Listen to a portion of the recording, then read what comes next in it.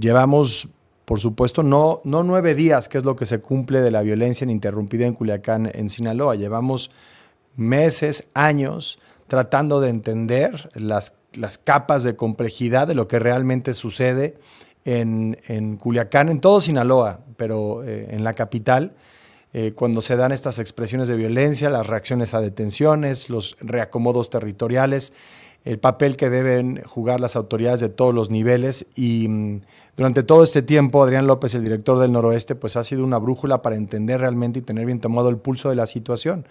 Estos 9 días de violencia ininterrumpida, Adrián, y te saludo con mucho gusto, gracias por acompañarnos, pues comienzan a ser cada vez más evidente que a partir de la detención y la entrega a Estados Unidos de Ismael Zambada, de Joaquín Guzmán López, pues de nuevo, ¿no? Hay un reacomodo de estas fuerzas criminales y una manera de exhibir la falta de control que puede tener la estructura del Estado mexicano ante una situación así. ¿Qué tal, Enrique? Sí, buenas tardes. Así es, me gusta mucho como lo describes, las capas de complejidad, y creo que eso es lo primero que habría que reconocer, que estamos ante un problema que es un problema complejo en toda la definición teórica de lo que eso significa, ¿no? Y creo que eso es sobre todo lo que nos ha faltado, pues, para entender, para explicar y sobre todo para, digamos, aproximar alguna posible solución en el mediano y largo plazo, entender que estamos ante un problema que requiere pues un enfoque mucho más multidisciplinario, porque lo que tenemos ahora, pues no empezó ahora, no empezó el 25 de julio, aunque el 25 de julio haya sido una inflexión importantísima que alteró, digamos, el mal equilibrio en el que vivíamos y que genera ahora un momento de inestabilidad.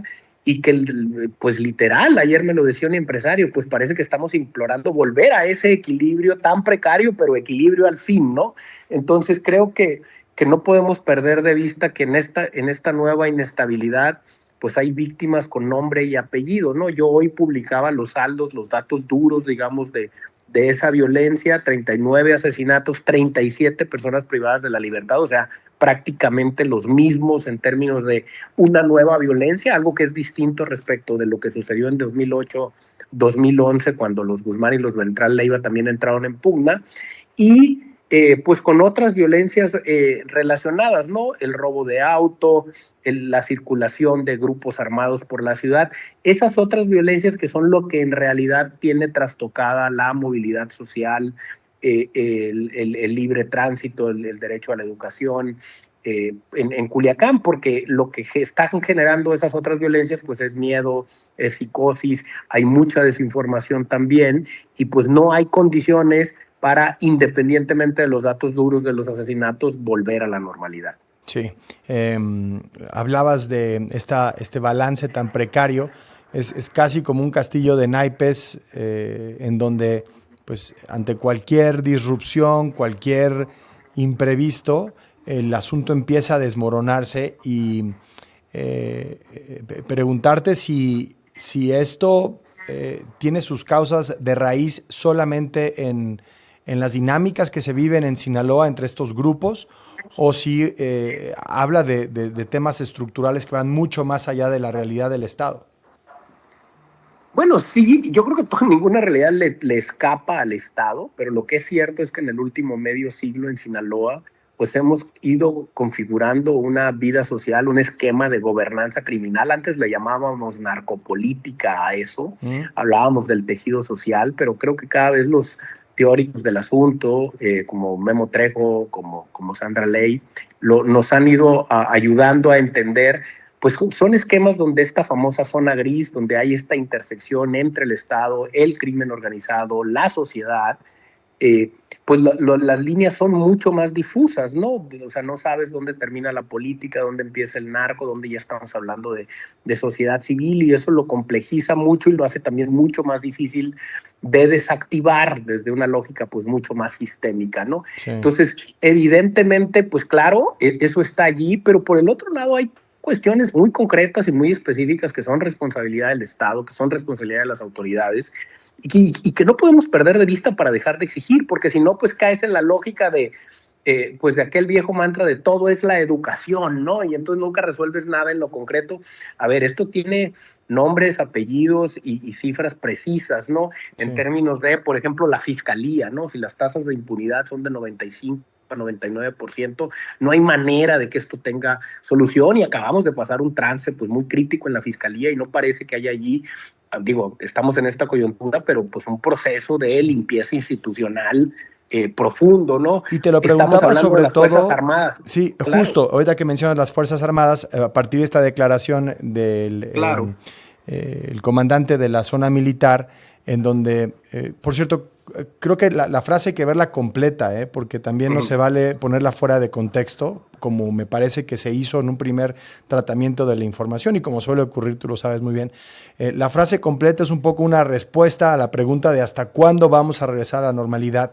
Y ahí no me parece que sea menos grave la respuesta, simplemente la estoy poniendo en el contexto en el que se da. Ahí es en donde dice, pues depende el asunto, nosotros nos enfocamos en tareas de pacificación, de seguridad, pero también depende de cuando se dejen de pelear estos grupos. Entonces, por eso te decía, ¿qué tanta participación tienen o no en ese sentido pues las fuerzas federales y las políticas a nivel nacional para tratar de encontrarle una solución al asunto en Sinaloa? Déjame hacer una pausa y si te parece escuchamos la respuesta al regresar, querido Adrián, no nos tardamos Perfecto. mucho. Ya volvemos, Va. tenemos toda esta información de lo que ocurre allá en Sinaloa, en Culiacán específicamente, y municipios conurbados a la capital sinaloense. Ya estamos de regreso en tiempo real platicando con Adrián López.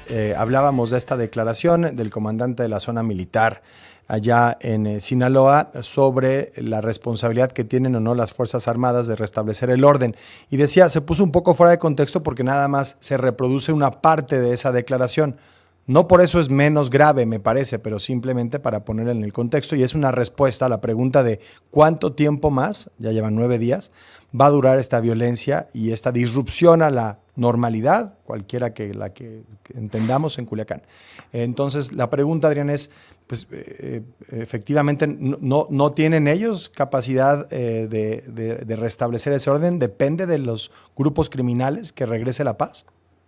Sí, yo creo que la respuesta se vuelve no tan nacional, sobre todo por dos razones. La primera es que todos sabemos que de muchas maneras el general dice la verdad, que es, sabemos que nuestro equilibrio era así de precario y que la estabilidad, la pacificación que veníamos presumiendo en los últimos 5 o 7 años tenía que ver más con una estabilidad en el cartel que con capacidades institucionales, de seguridad, de combate a la impunidad, porque esas cifras no han cambiado para nada, o sea, seguimos teniendo el mismo nivel de injusticia que teníamos en las epidemias de violencia 2008-2011 y luego por ahí de 2014-2016.